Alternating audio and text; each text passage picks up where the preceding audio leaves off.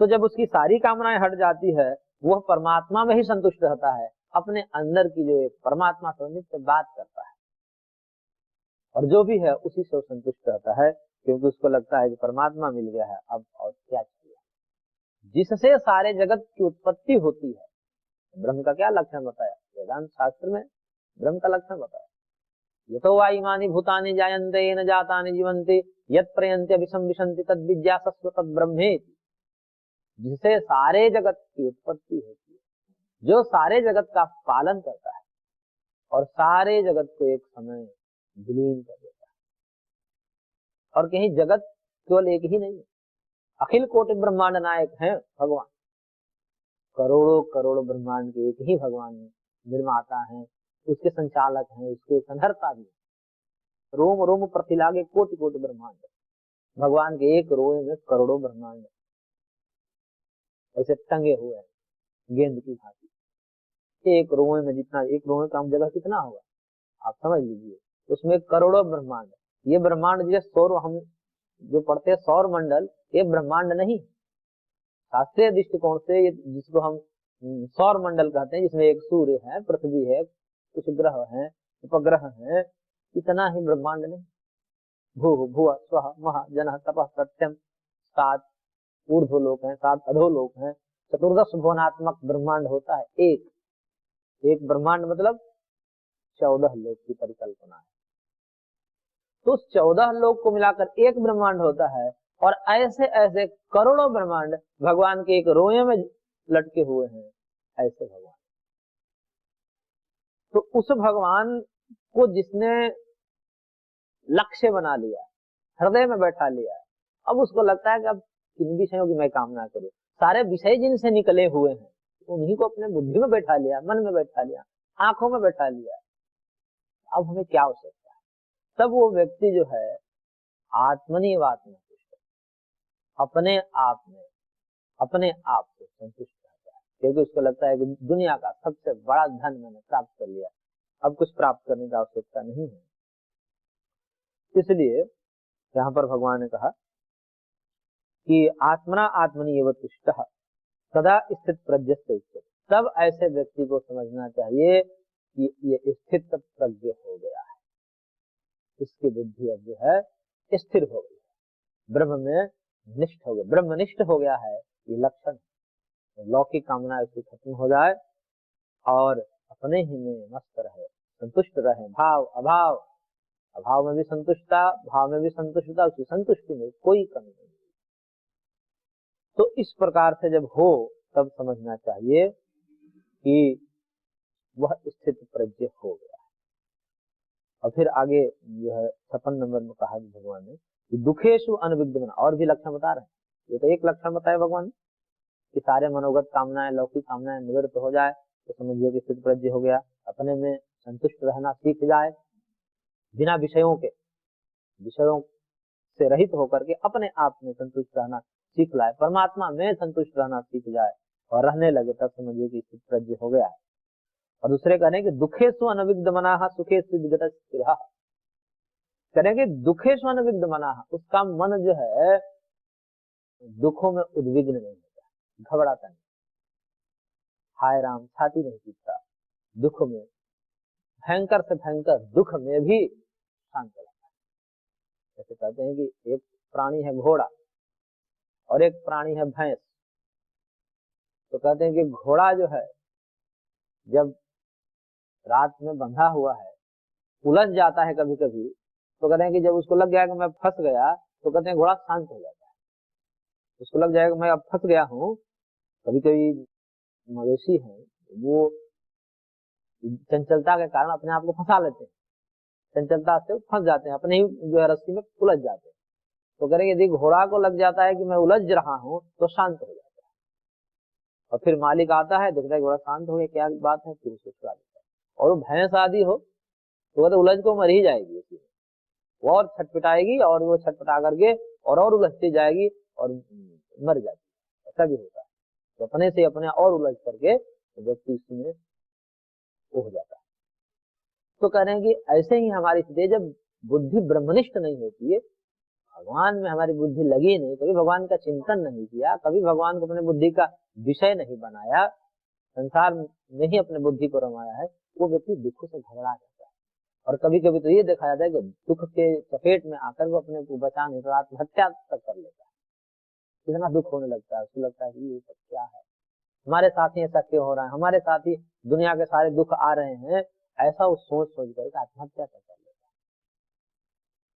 तो कह रहे हैं कि जो स्थित प्रज्ञ होगा दुखेषु अनुविग्ध मना, भयंकर दुखों में भी विचलित नहीं होगा। एक बार पूज्य गुरु जी बता रहे थे कि एक आश्रम में काम करने वाला था, गौशाला में व्यक्ति, तो कुछ दिन से आया नहीं, पता चला कि उसका बेटा का देहांत हो गया, इसलिए वो आया नहीं।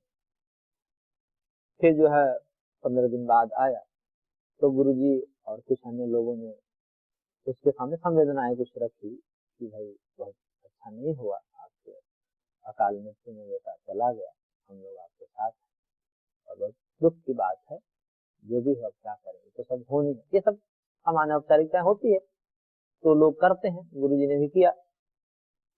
वो व्यक्ति ने कहा कि गुरुजी इसमें क्या है, इसमें कोई दुख की बात नहीं। तो क्या है, कोई दुख की बात नहीं है? बोले कि भगवान की फसल भगवान कच्चा काटे या पक्का काटे। कहने का मतलब उसका ये था कि ये सब हमारा नहीं है, बुढ़ापे में ले जाए तो पक्का काटे और नया पे ले जाए तो कच्चा काटे। जैसे फसल होती है, कुछ फसल कच्चे पे काट देते हरे हरे खिलाने के लिए, तो करेगा मालिक का मन, वो मालिक चाहे तो उसका बीज बनाए और चाहे तो हरा काट कर खिलाए मवेशी को। तो करेंगे सब मालिक के हैं, हमारा क्या है, ले गया उसको इच्छा हुई कि इसको जो कच्चे काट लेंगे, कच्चा लेंगे। तो कहने की उसकी बुद्धि इतनी ब्रह्मनिष्ठ है, ये सामान्य व्यक्ति कह ही नहीं सकता, जो कभी सोचा ही नहीं इस प्रकार से, वो मान चुका था कि हमारा नहीं है, तो ममत्व तो हट गया। अब देखिए कितने अंतर है, कितना ये सब माइंडसेट का खेल है। वो मान लिया कि सब भगवान के, अब वो व्यक्ति दुखी नहीं होगा, भगवान है ले गए, कच्चा ले जाए या पक्का ले जाए। अब ये वही कह सकता है जिन्होंने एकदम वास्तव में अंदर से मान रखा है कि ये सब हमारे नहीं है, भगवान के हैं। तो इस प्रकार से जब जिसकी दृष्टि होती है, मान्यता होती है, मान लेता है, तब तो कहते हैं कि ऐसे व्यक्ति को समझना चाहिए कि स्थित प्रज्ञ है, अभी विचलित नहीं होगा, अभी इसको दुख नहीं होगा। तो दुखेषु अनुविग्ध मनाहा, जिसका मन दुख में भी उद्विग्न नहीं होता, चंचल नहीं होता, हलचल में नहीं आता, और सुखेषु विगत स्पृहा, सुख में जिसका मन आसक्त नहीं होता। कभी कभी क्या होता है कि सुख जब आने लगता है तो व्यक्ति आसक्त हो जाता है, उसका अटैचमेंट जुड़ा हो जाता है, वो उसमें चिपक जाता है, लोभ लालच ये सब आ जाते हैं। तो कह रहे कि सुख में भी जो व्यक्ति राग रहित है, कोई उसको किसी प्रकार की स्पृहा नहीं है, कोई लोभ नहीं, कोई आसक्ति नहीं, सुख में भी कोई आसक्ति नहीं है। हाँ ठीक है, सुख है, आगमा पाइना स्मृत्या शांति शिक्षा भारत, जो पूर्व में श्लोक आया था, ये सब आने जाने वाले, कभी नहीं था अब आया है, फिर कभी नहीं रहेगा। संयोगा भी प्रयोगांताश्च सूत्र दिया महर्षि कपिल ने, और कहा कि ये सब संयोग जो होते हैं, सुख का भी तो संयोग ही तो है। जैसे हमारे जीवन में दुख का संयोग होता है, वैसे हमारे जीवन में सुख का भी संयोग होता है, और कोई भी संयोग है उसका अंत वियोग में निश्चित है। ऐसा नहीं है, संयोग हुआ है तो वियोग होगा। दो व्यक्ति का संबंध बनता है तो संबंध विच्छेद भी होता है, माता पिता ये संबंध है, पति पत्नी संबंध है, भाई बहन संबंध है, रहता है बराबर, एक के मरने के बाद संबंध टूट ही जाता है। तो कहते हैं कोई भी संबंध है, कोई संयोग है, उसका नाश अंत में होना है। तो व्यक्ति सोचता है कि सुख है, ठीक है, अभी पहले नहीं था ना, अब हुआ है, आगे नहीं रहेगा। ऐसे जो सोच कर चलता है तो उसको सुख में भी राग नहीं तो सुख में जब ये राग हो जाए तो व्यक्ति का ये हो जाए कि सुख बिना जी ही नहीं सकता। सुख कहाँ है, मतलब सुख का मतलब यहाँ पर संसाधनों से जुड़ाव है। सुख सीधा सीधा तो नहीं आएगा, अभी तो संसाधनों से आएगा, व्यक्ति से आएगा या वस्तु से आएगा। तो सुख के जो संसाधन व्यक्ति और वस्तु हैं, उनको भी सुख शब्द से कहा जाता है। सुख का मतलब, सुख तो एक अंतःकरण का धर्म है, अंदर होता है, बाहर तो सुख नहीं होता है। अंदर हम सुख का अनुभव करते हैं, लेकिन वो जो साधन है सुख दुख के सामग्री, या तो व्यक्ति से होगा अथवा किसी वस्तु से होगा। तो उस व्यक्ति और वस्तु से मिलने वाले सुख दुख हैं, उनको भी सुख दुख के साधन होते हैं, लेकिन सुख दुख के साधन को भी कभी कभी सुख दुख शब्द से कह दिया जाता है। तो यहाँ पर सुखेषु विगत कहा, सुखों में जिसका राग है, सुखों का मतलब सुख के संसाधनों में जिसका राग चला गया, क्योंकि सुख तो सीधा सीधा सुखों में राग का मतलब सुख के संसाधनों में राग जिसका चला गया है। क्योंकि सुख में राग जो हो जाए तो व्यक्ति उस सुख के देने वाले वस्तुओं से इतना चिपक जाता है कि उसको लगता है मैं इसके बिना जी ही नहीं पाऊंगा, और उसके जीवन से उस वस्तु या व्यक्ति को हटा लीजिए, मर ही जाए। ये आसक्ति का है। आसक्ति का मतलब उसको हटा कर देखिए, उस वस्तु को उससे हटा कर देखिए। मोबाइल में इतनी आसक्ति हो गई कि मोबाइल को हटा कर देखिए, अब यदि वो नहीं जी पा रहा है मोबाइल के बिना, समझेगा आसक्ति है, और मोबाइल के बिना भी आराम से जी पा रहा है, कोई फर्क नहीं पड़ रहा है उसको, तब समझिए कि इसको राग नहीं है। तो राग का जांच करना यह है कि उसको हटाने से व्यक्ति व्याकुल होने लगता है, और उसको मिलने से व्यक्ति थोड़ा सा शांति महसूस करता है। और वीतराग का मतलब है जिसकी स्पृहा खत्म हो गई, जिसका राग खत्म हो गया, मतलब वो वस्तु आए तो भी ठीक, ना आवे तो भी ठीक, कोई अंतर नहीं पड़ रहा है विशेष उसके स्थिति पर, तब उसको कहते हैं कि सुखों में भी जो विगत स्पृहा हो गया, जिसका स्पृहा, जिसका राग, जिसका लोभ हट चुका है, चला गया है, विगत हो गया है, ऐसे व्यक्ति जो वीत राग भय क्रोध है, जो कैसा है, वीत राग, जिसके राग चले गए हैं, भय भी चला गया उसका, क्योंकि राग होने से भय होता है। हम भयभीत इसलिए होते हैं कि हमें सुखों में राग है, हमें डर लगता है कि कहीं ये छूट न जाए, जिससे हमें सुख मिल रहा है, ये सुख की सामग्री हमसे छूट न जाए, भय बराबर बना हुआ। धन में जिसको राग होगा वो भयभीत होगा, उसको इस बात का भय होगा कि कहीं धन ऐसा ना हो कि छूट जाए, कहीं धन ऐसा ना, कहीं मैं निर्धन ना हो जाऊं, कहीं मेरा धन कोई लूट न ले। धन होने के बाद भी भयभीत, धन वाले व्यक्ति कहते हैं और ज्यादा भयभीत है। ये कहते हैं कि अर्जन में एक तो दुख होता है, धनार्जन करने में दुख होता है, अगर उससे भी ज्यादा दुख रक्षण में होता है। कैसे रक्षण करे, क्योंकि दुनिया में बहुत चालाक लोग हैं, बहुत धूर्त लोग हैं, बहुत कब कैसे पैसे लूट लें कहा नहीं जा सकता, इसलिए वो रक्षण करना और दुखदायी हो जाता है। तो कहते हैं कि राग है तो भयभीत होना है, यदि वस्तु में राग है तो भय बना हुआ है, कहीं ऐसा ना हो जाए कि ये चला जाए, मेरे को डर लग रहा है कि ऐसा ना हो जाए कि आप से मेरा साथ छूट जाए, या इस वस्तु से मेरा साथ छूट जाए, क्योंकि राग है तभी तो ये डर लग रहा है। राग ना हो जब आपने मान लिया कि ये तो भगवान की व्यवस्था है, भगवान एक मौका दिया है हमको कि इसकी सेवा करो, या आपके साथ ये वस्तु या इस व्यक्ति को मैंने लगा दिया है आपके जीवन साथी के रूप में, आपके पुत्र के रूप में, आपके मित्र के रूप में, भाई बंधु के रूप में आपको दे दिया हूँ, आप इसकी सेवा करिए, ये भाव मन में है तब ये राग नहीं है, यह ब्रह्म भाव है।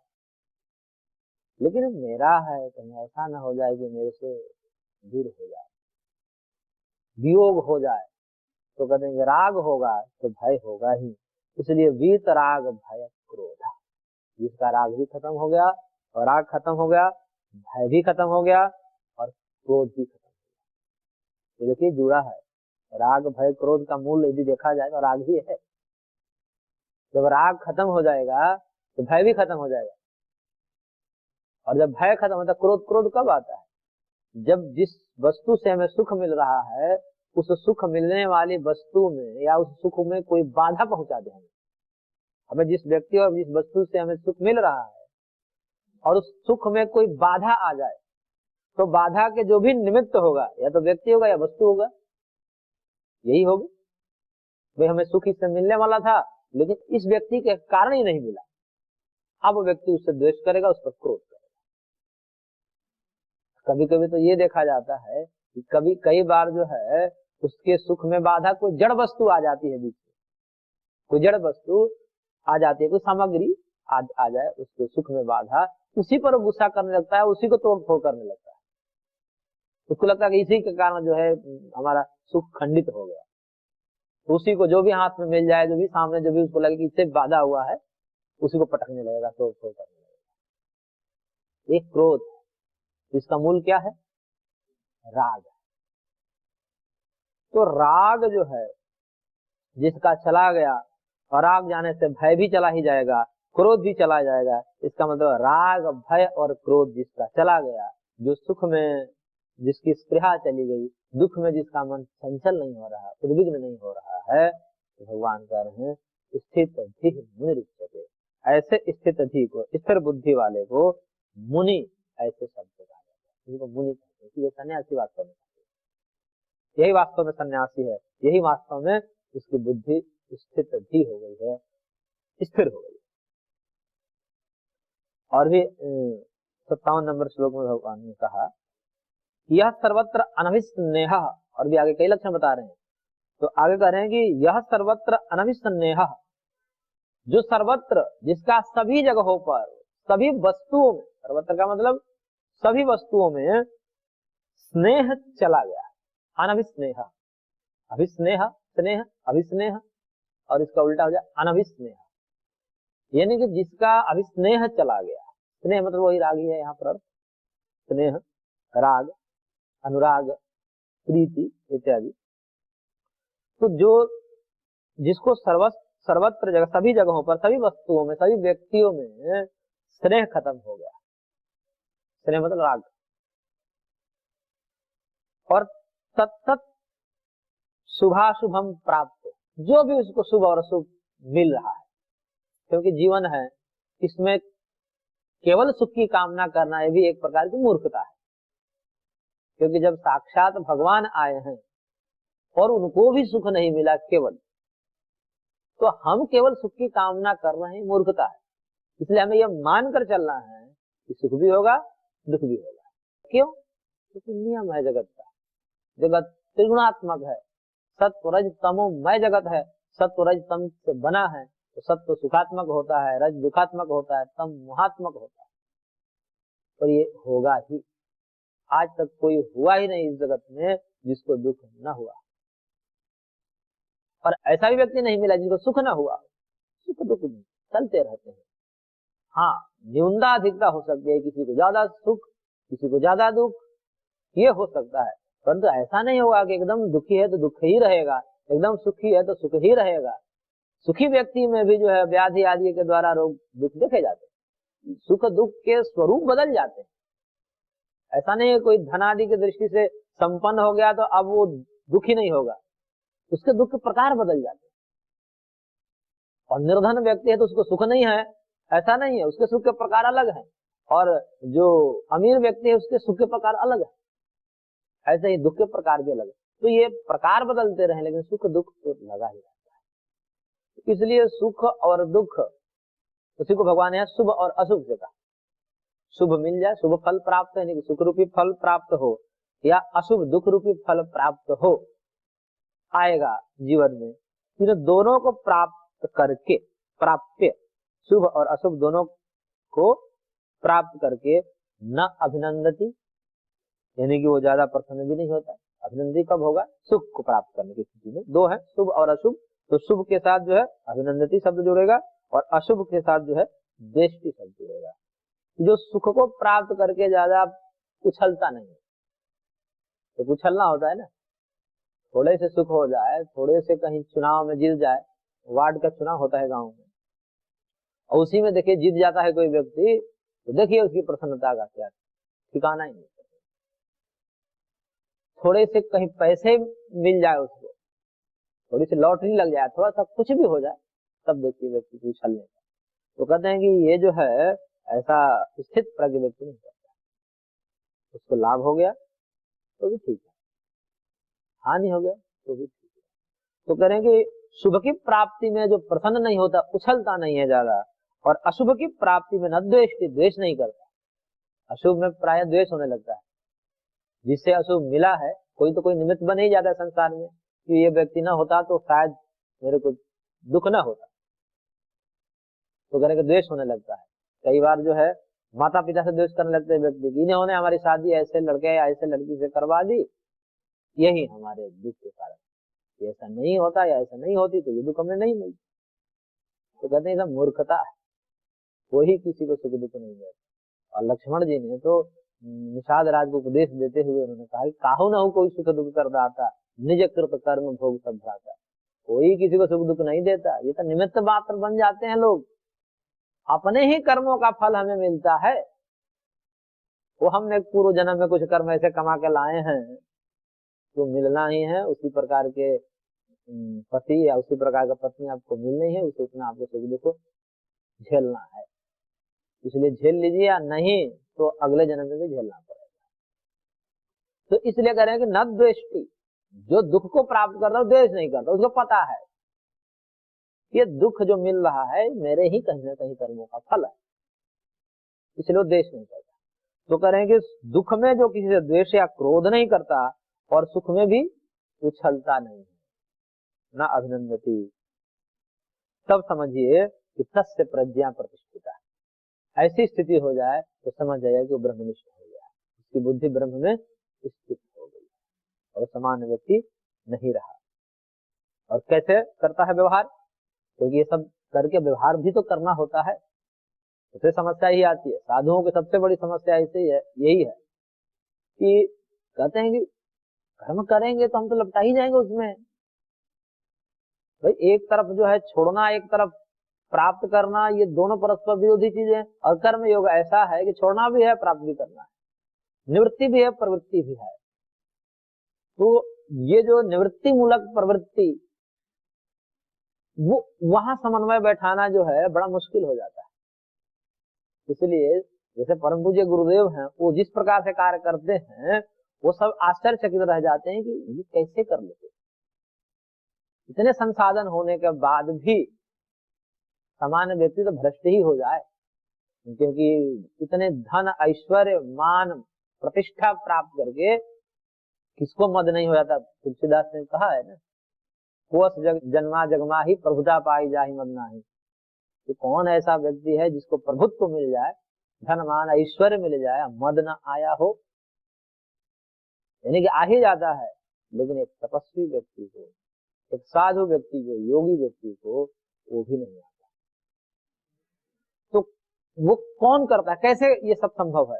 ये सब कर्मयोग का परिणाम है।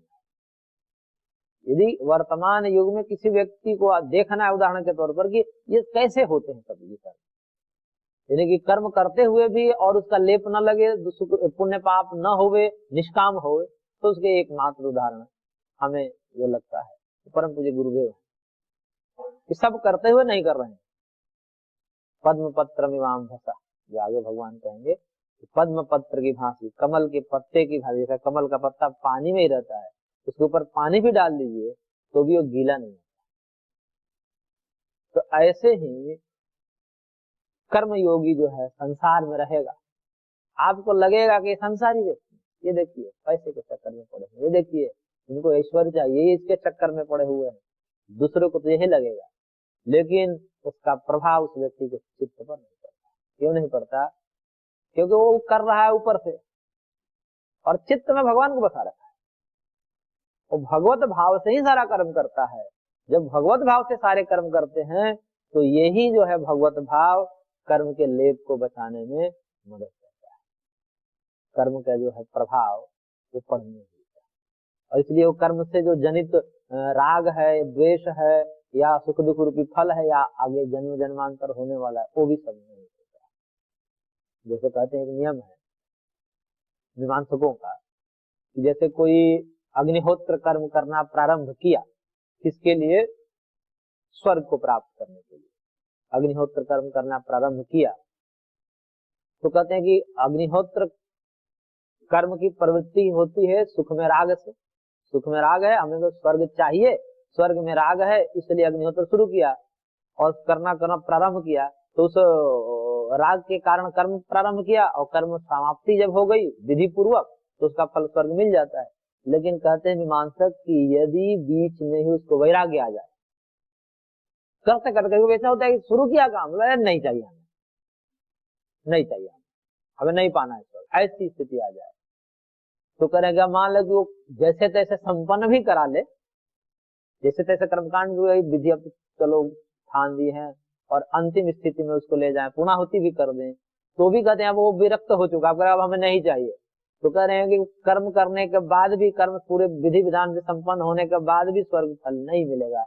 क्यों? क्योंकि अब चाह ही नहीं रहा है। तो ये सब हमारे चाह के ऊपर निर्भर करता है कि हम चाह क्या रहे हैं। यदि संसार को चाह रहे हैं तो भगवान संसार दे देते हैं, यदि भगवान को चाह रहे हैं तो भगवान अपना स्वरूप प्रदान कर देते हैं। तो इस प्रकार से कर्म योगी संसार को नहीं चाहता, भगवान को चाहते हुए संसार में रमण करता है, इसलिए उसकी स्थिति पद्म पत्र की भांति भगवान ने कहा है, कमल के पत्ते की भांति, जल में रहकर भी जल उसे गीला नहीं कर सकता। तो इस प्रकार से स्थित प्रज्ञ का स्वरूप भगवान ने बताया। आगे ये स्थित प्रज्ञ किस प्रकार से जगत में व्यवहार करता है, अपनी इंद्रियों को संयमित रख करके, उसका हम स्वाध्याय आगे करेंगे। आज की कक्षा को हम यहीं पर विराम देते हैं। शेष अभियान